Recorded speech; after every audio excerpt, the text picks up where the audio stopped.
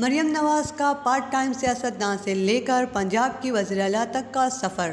2 برس قبل تک مریم نواز انتخاب میں حصہ لینے کے لیے بھی اہل نہیں تھیں، تاہم حالیہ انتخابات کے بعد مریم نواز صوبے پنجاب کی وزیر اعلیٰ منتخب ہو چکی ہیں۔ ساتھ ہی وہ پاکستان کی تاریخ میں کسی بھی صوبے کی پہلی خاتون وزیر اعلیٰ بنی ہیں۔ ملک کی انتخابی سیاست میں پاکستان مسلم لیگ نون کی جماعت پنجاب اسمبلی میں سب سے زیادہ نشستیں حاصل کرنے والی جماعت بن کر ابھری ہے۔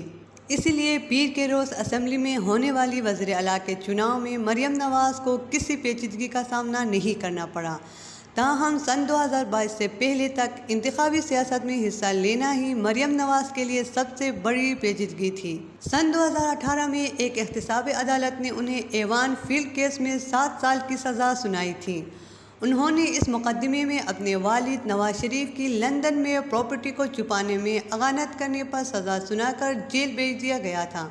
ساتھ ہی انہیں 10 برس تک انتخابی سیاست میں حصہ لینے کے لیے بھی نااہل قرار دیا گیا تھا۔ سن 2022 میں پاکستان ڈیموکریٹک موومنٹ کے عدم اعتماد کے ووٹ کے ذریعے عمران خان کی حکومت کا تختہ مدت مکمل ہونے سے پہلے ہی الٹ دیا۔ اس کے بعد مریم نواز کے چاچا شہباز شریف نئے وزیر اعظم منتخب ہو گئے۔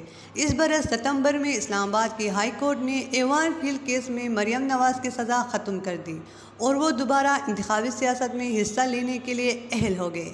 سن 2011 کے بعد کی بات ہے جب عمران خان اور ان کی جماعت نے جلسے جلوس کے ذریعے اور خاص طور پر سوشل میڈیا کے استعمال سے نوجوان نسل کو اپنی طرف مائل کرنا شروع کیا تو نون لیگ نے پہلی مرتبہ تیزی سے بڑھتے سیاسی منظرنامے پر توجہ دی۔